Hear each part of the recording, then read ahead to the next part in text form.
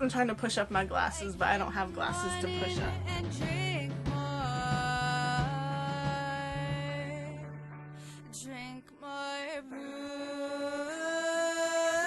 Hey everyone, welcome back to the final night of the 57-hour Navajo Nation curfew. I'm your host, Kelsey Lee. My co-host, Morticia, is not here at the moment because I locked her out the door so I could get some work done. While doing this, I'm also going to be working on my bullet journal because that needs to get done because I actually have some things that need to be done this week. I'm not wearing my glasses today because my little one broke my glasses this morning. I really wanted to be outside again, out in the night light, but again, it's really stormy and really windy, and it's raining off and on, so that's no good for camera equipment. And just not to get a cold in the middle of all of this COVID-19 illness would be really sucky to just get some random cold. How was your 3-day lockdown or long weekend lockdown? I know it kind of corresponded with Easter, so it ruined a lot of people's normal everyday plans. And I feel like I'm talking about Easter a lot, but that's just because it's the main holiday and it's usually a big thing in my family. I didn't end up doing exactly what I planned on doing, mainly because of the weather, but I believe Frankie still had some fun times and still enjoyed herself. She still liked collecting the candy. Right now, I am trying to record this while doing my bullet journal. I don't know, how have you guys been coping? Did it seem longer than you thought it would be? Did it go by pretty fast? I was thinking that, 3 days, or the 57 hours. When you say 57 hours, it definitely sounds longer than it actually is, because it's really just the weekend. And if you've ever been on a tight budget, you know that, some weekends on your off pay day or off pay week, you can't go out on the weekend anyways. So that's just how that happened, I guess. Well, that's how I was thinking about it. But I know some people don't have that normal 9 to 5, Monday to Friday job. Comment below what your job is and how it's affected you and how you're feeling. How has work gotten harder or easier with staying at home or only a certain amount of people going into work, or whatever your deal is with your job. I know with my job personally, we had to completely stop doing a major project we were doing, and that kind of sucked because it was our first major project, and it was going to be it is still a really big deal for our company and for the person who hired us, and just sucks that all of that is just put on hold indefinitely. What are your thoughts on all of this? I know a lot of things have been popping up about, traditional teachings and stories that have covered these topics. But I feel like a lot of those specific stories and teachings are held by gatekeepers, and by gatekeepers, I mean people who decide who's worthy to know the information. I don't know, if you know, you know, and if you don't know, oh well, sort of thing. But also I feel like, illnesses come and go with anything. I feel like we've probably been past overdue for a major illness because it's just part of the cycle of life. It's just that circle. Things come back around. Little viruses and little bugs get stronger, and mutate in a way that our own immune systems and bodies didn't expect, and so it wreaks havoc on us. How did being forced to stay at home have an effect on you? I know I've seen some memes that are like, now that I have to stay home, I don't want to stay home. You know, all those little, those memes like that. I've been seeing those around. It's kind of funny. It's like, you know what, I don't want to go out when people tell me to go out. And now people are telling me to stay home. And all I want to do is go out.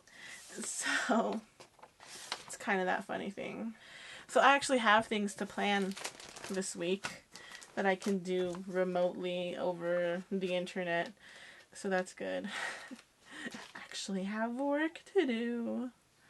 So the Navajo Nation is getting a lot of coverage and press about the difficulties of dealing with a pandemic.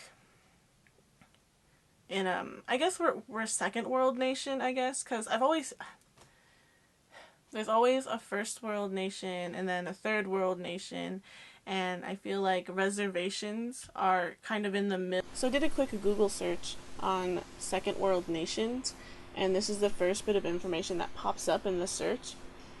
The first world consists of the US, Western Europe, and their allies. The second world was the so-called communist bloc, the Soviet Union, China, Cuba, and friends. The remaining nations, which allied with neither group, were assigned the third world. So I guess the first world, third world countries or nations have nothing to do with the resources or richness of that country. It just has to be who they allied with between the US, Western Europe, or the communists. There's this movie called Indian Horse, which is getting a lot of notoriety. And it made me kind of think of indigenous movies and things that I don't actually watch. And sometimes I feel bad about it. Sometimes like, maybe I should watch it as an indigenous filmmaker. Would you guys be interested if maybe me and Adrian did little movie reviews? Like the first one could be Indian Horse, and then just give a review of the movie. So if that's something you'd be interested in, comment yes below or whatever. Or just let it be known. It was a nice, really chill Easter, and I feel like it's something I personally needed this year, is to just have a holiday where I'm not running around trying to get things done or things planned and scheduled. It was nice to just be like, oh yeah, we could do eggs. It'd be nice to do eggs. If we get them out, we get them out. If we don't, then we don't. I just have some of these leftover stickers. I think these are Happy Planner stickers. So, trying to use them. Can't go out and buy new ones, but I could make more if I really wanted to. I made these stickers myself. I have them on my Instagram, which I'll link below. It's my personal Instagram, not my Happy Accidents Instagram. So what's the first thing you're going to do or did when the curfew ended for the whole weekend? I feel like a lot of people are going to go to the trash, go to the grocery store or something because they forgot to buy something or something else or whatever. Me, I don't think we're going to rush out and go anywhere because we bought enough food to last us a while. We actually got a Sam's Club size thing of toilet paper, so we won't be where we were a couple days ago. But hopefully this helps flatten the curve out a little bit. You know, like I said, hopefully this does what everyone's hoping it's going to do. To give the hospitals time to stabilize again, I guess. But yeah, I'm just trying to fill this thing out with stickers, kind of. It's really hard to do anything because I can't see, and it kind of gives me a headache when I move around too much and do too many things. I noticed me and Adrian this lockdown made our own salsas. We both made salsa verde, which is just green salsa, green sauce. So, amid being stuck in our houses and only going shopping every once in a while and being super iffy about going to a restaurant and ordering food, what meals are you guys missing? What meals are you trying to replicate, or recipes you're looking up and trying to make your own? Comment them down below. Yeah, how'd you guys do? Do you think you passed? Do you think you failed? Was it just another poor person's weekend? Like, share, subscribe. If you like these really random late night vlog kind of style tea times, let me know, and I can try to do more of them. All I know is I have a lot of editing time.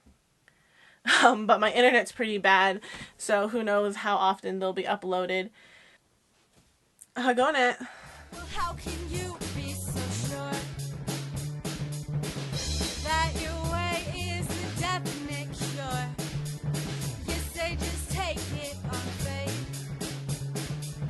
when half of this shit